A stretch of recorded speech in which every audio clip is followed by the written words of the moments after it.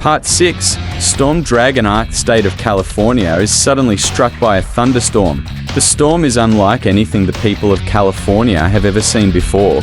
Lightning strikes seemingly at random, illuminating the sky in brilliant flashes, and thunder echoes through the land, shaking the very foundations of the state. Amidst the chaos, a strange creature emerges from the heart of the storm. It is a towering, winged beast, part eagle and part dragon, its scales shimmering like polished steel in the lightning's glare. The people of California, having never before encountered such a creature, name it the Storm Dragon. As the storm continues to rage, the Storm Dragon circles high above the state, its massive wings creating powerful gusts of wind that uproot trees and topple buildings. The people of California are terrified, not knowing what to make of this new threat. Some believe it to be a harbinger of doom, while others see it as a divine messenger sent to punish them for their sins. In the midst of the chaos, a small group of adventurers manages to track the storm dragon to its lair, deep within the heart of a mountain. They find the creature hoarding treasures and artifacts stolen from across the land, including a piece of the sacred relic. The adventurers realize that if they can reclaim the relic, they may be able to use its power to either control or destroy the storm dragon. A desperate battle ensues as the adventurers and the storm dragon clash high atop the mountain. The beast's claws and teeth are as sharp as swords, and its wings create powerful gusts of wind that threaten to send the adventurers hurtling to their doom. The adventurers manage to strike a blow against the storm dragon, wounding it, but it is clear that they cannot defeat it alone. The Empire of Sunhaven hears news of the battle with the storm dragon and decides to send reinforcements to aid the adventurers. A mighty army of soldiers and mages marches across the land, led by the Emperor himself, determined to put an end to the storm dragon's rampage and claim the stolen piece of the sacred relic. Meanwhile, the Shadow King's forces continue their relentless march across Kentucky, leaving a trail of destruction in their wake. The people of the state, now thoroughly subjugated, are forced to build massive temples and shrines in honor of the Shadow King, spreading his twisted doctrine of darkness and despair. As the Empire's spies report back on the situation in California, the Emperor decides to divert some of his forces to aid in the fight against the Storm Dragon. A group of elite shadow mages, trained in the darkest arts of necromancy and summoning, are sent forth to aid the adventurers and the remnants of the California army. The Shadow King, pleased with the progress of his invasion, begins to focus his attention on the southern states. He sends out a proclamation promising freedom and prosperity to those who will willingly submit to his rule, while those who resist will face utter destruction. Many are drawn in by the false promises, while others see the writing on the wall and choose to flee westward, hoping to find sanctuary in the untouched territories of Arizona or New Mexico. The elite shadow mages arrive at the mountain base, ready to aid the adventurers in their battle against the storm dragon. They use their dark magic to summon forth skeletal warriors and ghastly beasts to aid them in the fight, while also working to weaken the storm dragon from afar with necromantic spells and curses. As the adventurers and the California army mount a coordinated assault, the reinforcements turn the tide of battle in their favor. The storm dragon, weakened and surrounded by enemies, is forced to retreat deeper into its lair. The adventurers, the California army, and the shadow mages pursue it, fighting their way through treacherous tunnels and ancient ruins. After a long and arduous battle, they finally corner the storm dragon atop a pinnacle of rock, high above a bottomless chasm.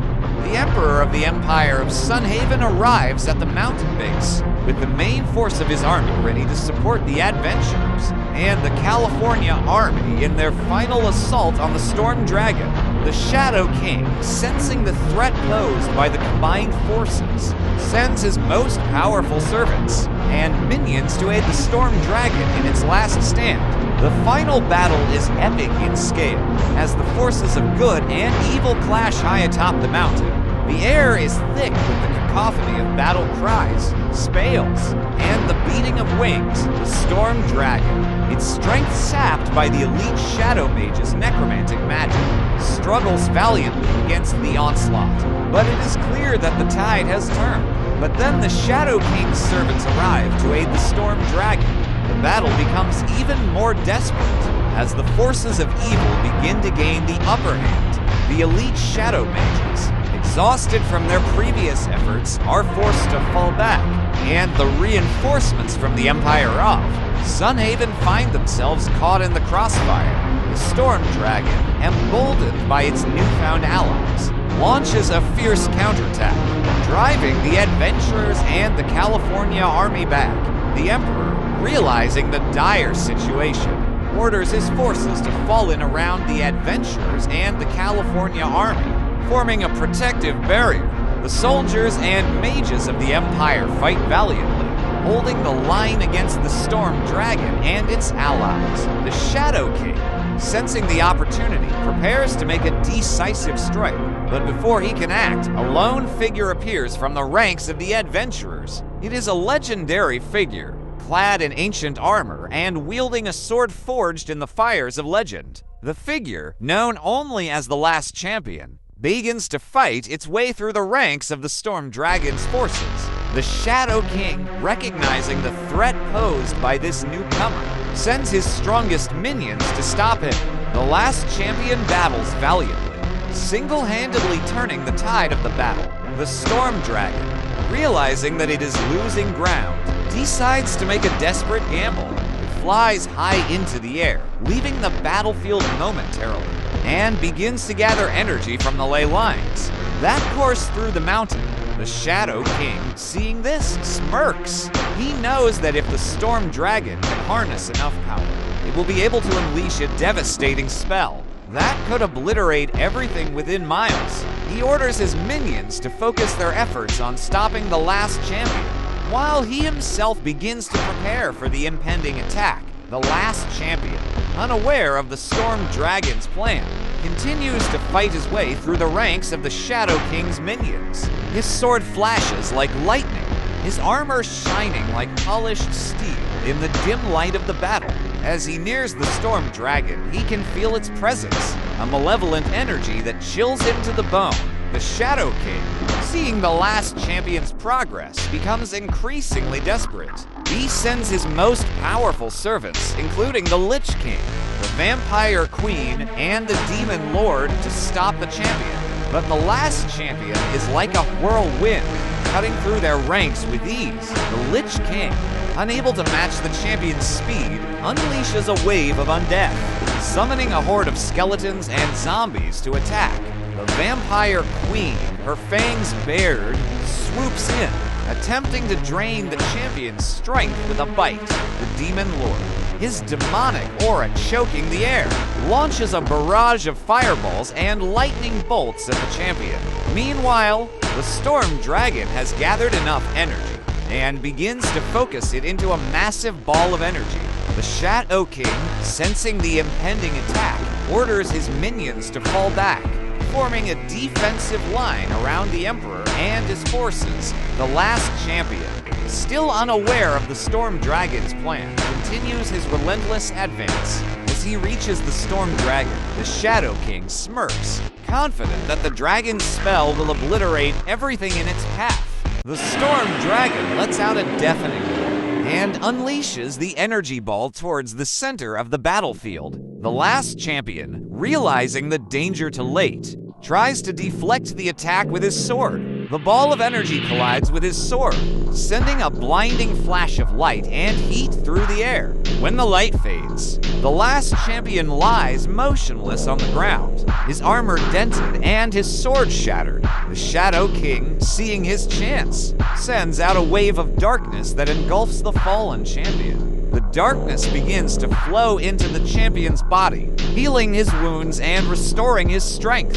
As the champion rises to his feet, he feels a newfound connection to the darkness. His body now tingling with power, he turns to face the Shadow King, his eyes glowing with a sinister light. The Lich King, seeing the champion's transformation, realizes that he has been outmatched. He flees the battlefield, seeking refuge in his tomb deep within the mountains.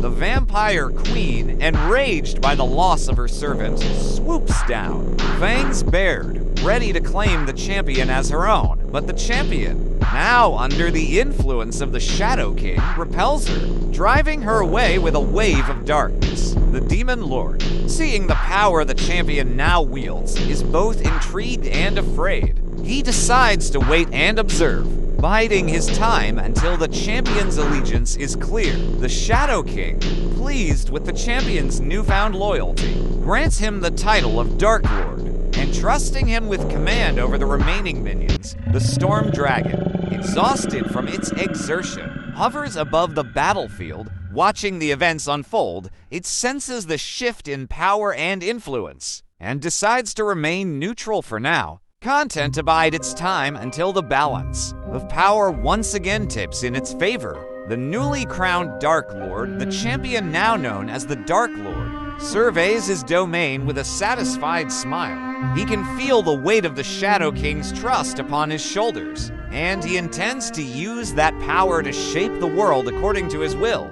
His first order of business is to consolidate his rule, eliminating any potential threats and rivals. The Vampire Queen, enraged by her failure to control the champion, retreats to her domain, plotting her revenge. The Demon Lord, cautious but intrigued by the champion's newfound abilities, remains on the sidelines for now, biding his time until the perfect opportunity arises. The Storm Dragon, ever watchful, continues to monitor the shifting alliances and power struggles, preparing for the day when it will once again play a more active role in the fate of the world. As the Dark Lord begins his reign, he immediately sets about strengthening his position.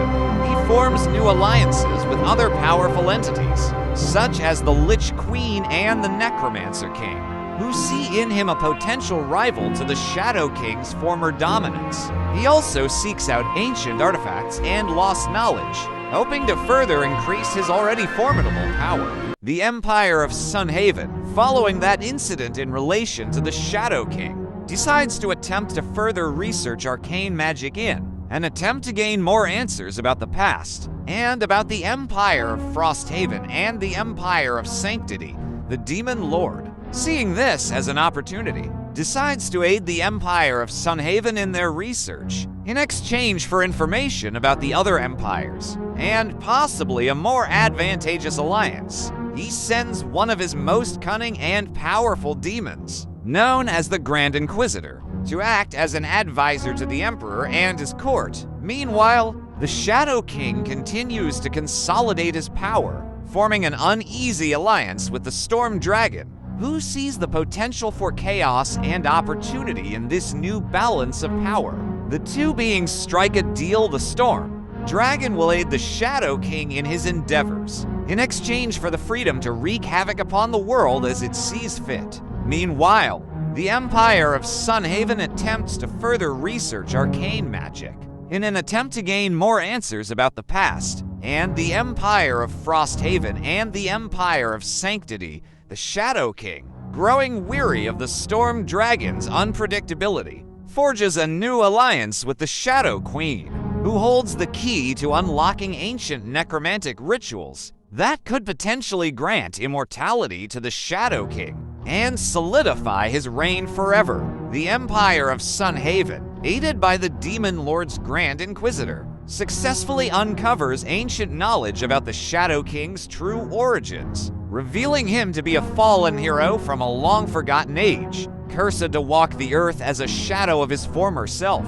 They even discover him to have formerly been the necromancer of the Empire of Sanctity, who had his powers stripped from him by the Emperor of Frosthaven after the Great Battle of Vatican City. The Empire of Frostreach then decides to attempt to forge an alliance with the Lich King, who has since gone off and began to act on his own from his tomb within the mountains. And thus the Empire of Frostreach decides to attempt to forge an alliance with the Lich King. A diplomatic mission is sent out, led by a trusted advisor to the throne. After weeks of traveling through treacherous terrain and avoiding the traps and monsters that lurk within the mountain passes. They finally reach the Lich King's tomb. The advisor approaches the tomb, kneeling before its massive, rune-covered doors. He clears his throat and speaks, his voice echoing through the chamber. Great and mighty Lich King, we come before you as emissaries of the Empire of Frostreach. Our lands are vast and rich, our people strong and resilient. We offer you an alliance, one that would strengthen us both against the encroaching forces of darkness. Your wisdom and power are legendary, and we humbly beg you to consider joining our cause. The advisor pauses, waiting for a response. After a moment, the runes on the tomb's doors begin to glow faintly, casting an eerie light across the chamber. The air grows still and cold, and the silence is broken only by the sound of the Lich King's sepulchral voice. Your words are intriguing. Emissary of the Empire of Frostreach, your people have built a great civilization in the face of adversity, and your offer of alliance is not without merit. However, I must ask, what is it that you propose? Do you seek merely a mutual defense pact against common enemies? Or do you wish for me to relinquish my autonomy and submit to your rule? The advisor is concerned for a moment, but comes up with a clever way to word it. Well, I wouldn't consider it as you relinquishing your autonomy and submitting to our rule, but we also wouldn't consider it as us relinquishing our autonomy and submitting to your rule. We would rather consider it as us both relinquishing our autonomy and submitting to each other's rule, neither holding the advantage in power. Think of it more as a union between powerful equals to gain an advantage. The advisor pauses, considering his words carefully. The Lich King's tomb remains silent, but the runes continue to glow with an unnatural light. Finally, the Lich King speaks once more. Your proposal is interesting. Emissary of the Empire of Frostreach, it is clear that you wish for a true partnership, not a simple alliance of convenience. I must admit, such an arrangement is not without its appeal. However, I must also ask, what role would I play in this partnership?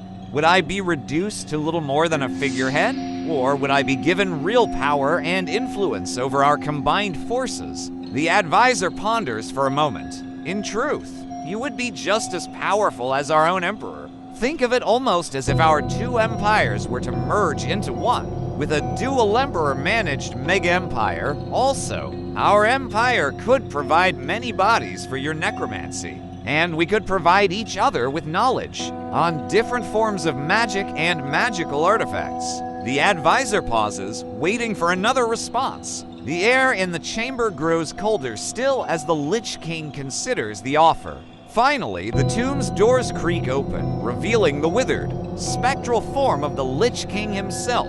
He floats down from his throne, his robes billowing in the icy wind that sweeps through the chamber. Very well, emissary of the Empire of Frostreach, I accept your proposal. Our two civilizations shall merge, each retaining its own strengths and traditions. I, the Lich King, shall serve as co-emperor alongside your own monarch, sharing power and influence equally. My army of undead shall march alongside yours, and our knowledge of magic shall be pooled for the betterment of our new empire. The new power, first sensed by the god Emperor Marcus Aurelius in the year 1000, suddenly begins to appear in the state of Alabama, currently controlled by the Shadow King. The Demon Lord, intrigued by the empire of Sunhaven's discovery, decides to reveal itself to the Emperor, offering an alliance against the Shadow King in exchange for information about the Shadow Queen and her domain.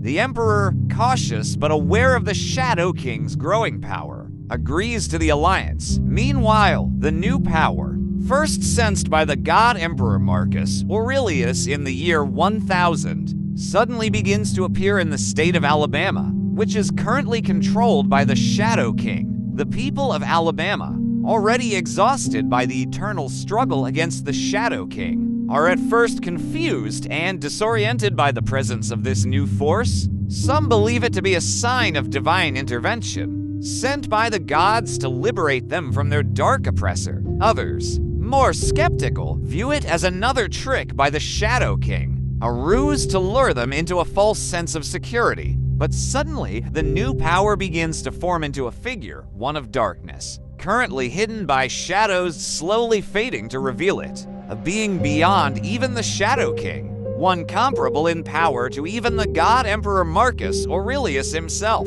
who had ascended from this realm over 1,000 years ago. The figure steps forward, its form obscured by the dark tendrils that seem to writhe around it, almost as if it were a living manifestation of the shadows themselves. It speaks, its voice cold and commanding, and its words send shivers down the spines of all who hear it. People of Alabama, it says, "I am he whom you have been awaiting. I am he who will lead you to victory against the Shadow King. But know this, I do not come to play the role of a savior. I am not here to liberate you. I am here because it suits my purposes. I am the Dark Emperor, and I claim this realm as my own." The Dark Emperor's words echo through the land, stirring both fear and hope within the hearts of the people. Some bow before him, pledging their allegiance, while others flee in terror. The storm dragon watches from afar, its massive form shifting in the sky. Sensing the shift in power and the potential for chaos, the Shadow King, growing ever more desperate to maintain control, begins to make a series of rash decisions. He strikes a deal with the Shadow Queen, offering her unimaginable power in exchange for her aid in defeating the Dark Emperor. The Shadow Queen, ever cunning, agrees, but secretly plans to betray both the Shadow King and the Dark Emperor, using their conflict to further her own nefarious goals. But before they can even realize it, they are suddenly little more than mere puppets to the Dark Emperor. The Dark Emperor, having already claimed the land, begins to shape it to his liking. He raises dark towers that reach up to the very heavens, their spires dripping with malevolent energy. He creates an army of shadows, twisted beings that bend to his will, and unleashes them upon the world. The people of Alabama, once free from the Shadow King's rule, find themselves trapped in an even more insidious web of darkness and despair.